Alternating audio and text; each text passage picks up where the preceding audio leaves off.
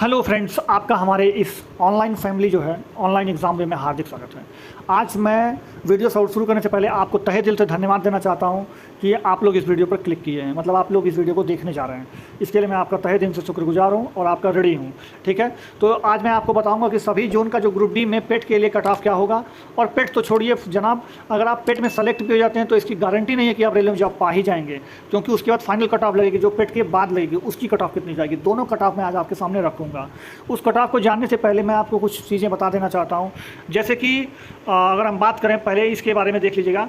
जैसे कि अगर हम बात करें तो पेपर का लेवल के ऊपर कट ऑफ का असर होता है, वैकेंसी के ऊपर होता है, पेपर में कितने लोग बैठे हैं इसके ऊपर होता है, फिर पेपर का लेवल कैसा था, अटेंडेंस कितनी थी, फिर उसके बाद से अगर आपका देखा जाए तो ड्यूरेशन कितना हो गया है।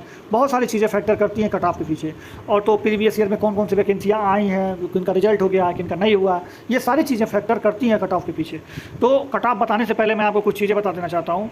जैसे कुछ आपको मैंने चुन के रखा है, जैसे 1 से लेकर के 6 तक में जो इलाहाबाद, जयपुर, बिलासपुर, हाजीपुर, गोरखपुर और न्यू दिल्ली जो है उसमें कट ऑफ आपकी थोड़ी सी हाई जाएगी, क्योंकि जो यहाँ पर एक सीट पर बच्चे जो फॉर्म फिलअप किए हैं बहुत ज़्यादा है। करीब 192, 183, 170, 161, 155, 144, करीब 150 के ज़्यादा ही, मतलब लगभग मान लीजिए कि 200, जिसमें से 50% अटेंडेंस है। तो 50% अगर आप पकड़ लेते हैं तो करीब अगर देखा जाए तो 80 से 100 के बीच में एक सीट पर बच्चे एग्ज़ाम दे रहे हैं। तो एक सीट पर 80 से 100 बच्चे कम नहीं होते हैं, इसलिए यहाँ पे कट ऑफ थोड़ी सी हाई जाएगी अदर जोन की तुलना में। बाकी ये आपको मैं बता रहा हूँ, जो ये जबलपुर का, फिर भुवनेश्वर, गुवाहाटी, कोलकाता में जो ईस्टर्न रेलवे है, ध्यान दीजिए, ईस्टर्न रेलवे कोलकाता, और ये साउथ सेंट्रल रेलवे सिकंदराबाद का जो है, ये इसमें जो आपका जोन में है इसमें मीडियम में कट ऑफ जाएगा, क्योंकि जो इसमें बच्चों की संख्या है एक सीट पे फॉर्म भरने वाला वो मीडियम है। 131, 124, 122, 107, 101 करके है। अगर यहाँ पे अटेंडेंस 50% मान के चलें अगर एवरेज, तो मुश्किल से 60 से आपका 50 से 60 बच्चे एक सीट पर पढ़ते हैं। तो 50 से 60 बच्चे जो है आपका एक सीट पे पढ़ते हैं इन सारे जोन में, मिडिल जोन वाले में। तो इसलिए यहाँ पे कट ऑफ जो होगा वो थोड़ा सा आपका कम जाएगा, मतलब हाई जोन की तुलना में कम जाएगा, लेकिन लो जोन की तुलना में अधिक जाएगा। मतलब अगर देखें तो इसमें 2-3 नंबर का गिरावट तो आएगा ही आएगा कट ऑफ में हाई जोन से। फिर आगे बढ़े तो आपका जो बचा हुआ जोन पड़ता है, जैसे साउथ ईस्टर्न रेलवे कोलकाता। देखिए ये ईस्टर्न रेलवे था, अब यहाँ पे south eastern railway Kolkata, central railway Chennai, southern railway Chennai, central railway Mumbai, southern railway Chennai, और साउथ वेस्ट रेलवे हुबली, बाकी वेस्टर्न रेलवे मुंबई। तो इनमें कट ऑफ आपकी कम जाएगी, क्योंकि एक सीट पर जो बच्चे हैं पेपर देने वाले वे फॉर्म ही भरे थे 100 के अंदर के, और अगर 50% अटेंडेंस मान लें तो लगभग 50 बच्चों से कम ही बच्चे हैं एक सीट पर। तो सोचिए कहाँ 70, 80, 90 बच्चे एक सीट पर, 100 बच्चे एक सीट पर पेपर दे रहे हैं, और कहाँ पेपर देने वालों की संख्या सिर्फ 40 से 50 रह जा रही है। तो आप ही अंदाज लगा सकते हैं कि इनमें कट ऑफ की कितने ज़्यादा वेरिएशन देखने को मिलेगा आपको। तो ये तो आपके थे लो जोन में वाले कट ऑफ। यहाँ पे आपको कट ऑफ क्या जाने वाला है, लो जाने वाला। अब मैं आपको एक कट ऑफ सजेस्ट कर रहा हूँ, उस कट ऑफ में आप वेरी अगर करते हैं तो आप हाई में भी हैं, लो में भी हो तो चल जाएगा। वो ऑल जोन का कट ऑफ होगा, उसमें कोई जोन नहीं है, ठीक है, जोन वाइज कट ऑफ नहीं है, वो ऑल है, एक ही जोन पड़ेगा। देखिए मैं आपको बताऊं तो अगर आप अनरिजर्व यानी जनरल से बिलोंग करते हैं तो आप अगर 55 से 60 क्वेश्चन तक अटेम्प्ट कर ले जाते हैं, मतलब नंबर पा जाते हैं काट पीट के, तो आप बिल्कुल सेफ हो जाएंगे।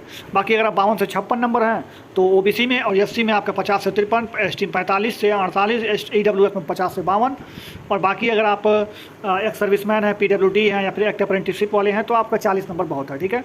तो ये तो बात रही आपकी जो कट ऑफ थी वो पेट के लिए। ध्यान दीजिए, जो मैंने कट ऑफ अभी आपको बताया है ये पेट के लिए। अगर आप इतना नंबर लाते हैं, इसके बीच में वेरी करते हैं, तो अगर मैं आप बोलूँ तो इससे 1-2 नंबर कम भी लाते हैं, 3 नंबर, तब भी आपका काम चल जाएगा, ठीक है। 1-2 नंबर, 3 नंबर अगर आपका कम भी आ रहा है इस कट ऑफ से तो भी आपका काम चल जाएगा। तो पेट के लिए तो आप सेलेक्ट हो ही जाएंगे।